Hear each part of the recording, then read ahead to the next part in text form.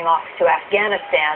And as they were receiving their send-off, a big celebration today for another kind of war hero, what may be the greatest American battleship that ever went out to sea. The USS Iowa was a key part of America's World War II campaign in the Pacific.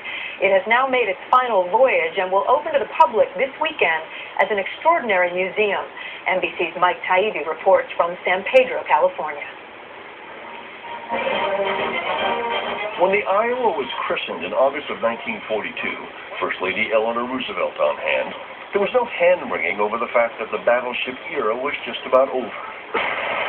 There was still a great war to fight and win, and when the Iowa led the Pacific Fleet in the final engagements leading to Japan's surrender, young sailors like John Wolfenbarger were stunned the moment they joined the crew.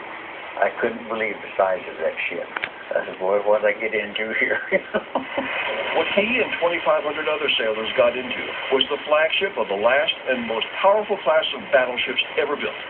3 football fields long, 58,000 tons, 40-mile-an-hour speed, and 16-inch guns with 25-mile range.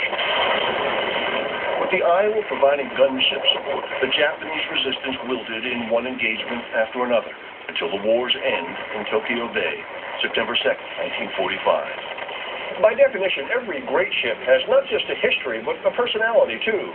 You can learn the Iowa's history through all the conventional means, but to get the personality part, you really have to be here. Welcome aboard. And you can be here, on the Iowa's vast decks, beneath its gun turrets, in FDR's stateroom with its custom-made bathtub, because the Iowa is here in San Pedro, saved from the scrap heap for one final voyage to its birth as a museum ship. You might hear from younger vets like Mike McIntaggart, who didn't see war but served during the Iowa's darkest moment in April 1989, the accidental explosion in turret number 2 that killed 47 men.